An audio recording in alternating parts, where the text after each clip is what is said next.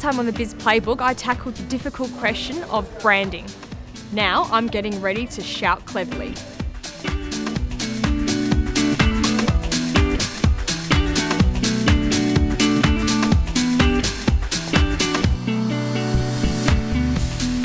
Anthony, I have a little problem.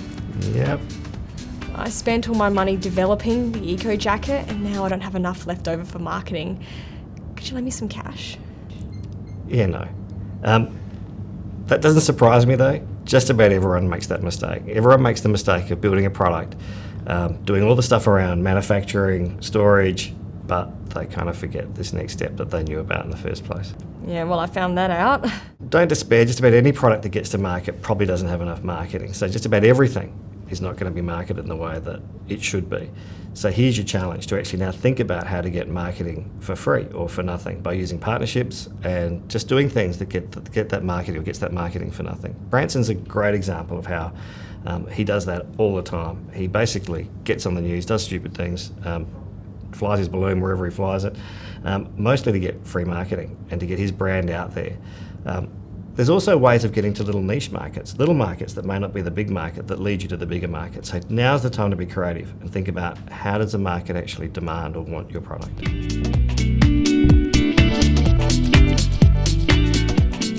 We had a nice little network of online communities that all were seeding and all the members were kind of part of all the communities. You know, if someone was interested in wine, they would go over to Wine Scene. If someone was from New Zealand, they would be on both the sharescene.com and sharescene.co.nz. You know, they would kind of all cross-pollinate. We set out to make AM sound old-fashioned. We denigrated it dreadfully, disgracefully.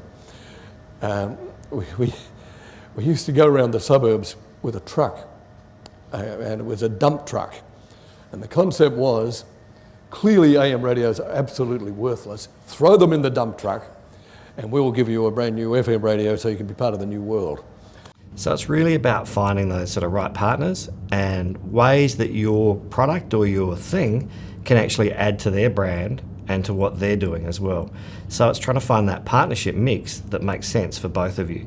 And that can be interesting and challenging, but also can be really good because you can actually get a whole lot of marketing and a whole lot of benefits for what you want to do from using that partnership that will suit you both in the end.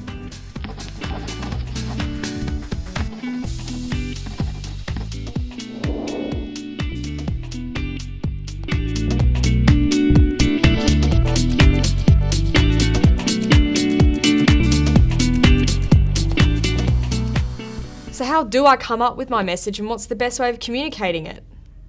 Well, the first thing we've got to do is identify a target audience. Who's my customer? Now, next thing is, how am I going to communicate my rational, emotional message to them? Is it going to be via social media, advertising, word of mouth, any of these things? Or maybe a combination of all of those things.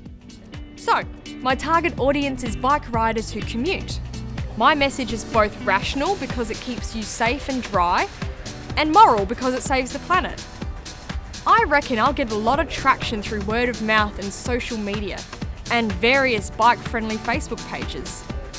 This way, my message is clear and relevant to people most likely to buy my product.